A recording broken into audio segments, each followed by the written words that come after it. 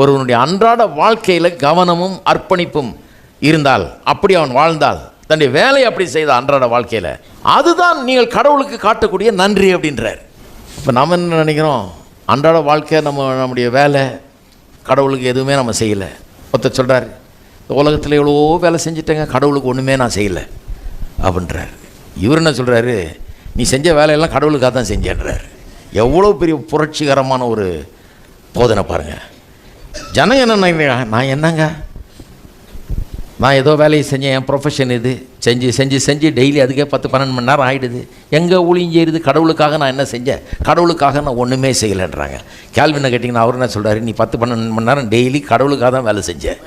ஏன்னா உனக்கு உயிரை கொடுத்தவர் அவர், திறமையை கொடுத்தவர் அவர், புத்தியை கொடுத்தவர் அவர், ஆற்றலை கொடுத்தவர் அவர், வரத்தை கொடுத்தவர் அவர், இப்படிப்பட்டவனா உன்னை உண்டாக்குனவரே அவர் தான். இந்த வேலையை செய்கிறதுக்காக, பலருடைய பிரயோஜனத்துக்காக, வேலை செய்கிறதுக்காக உன்னை வச்சிருக்கிறாரு கர்த்தர்.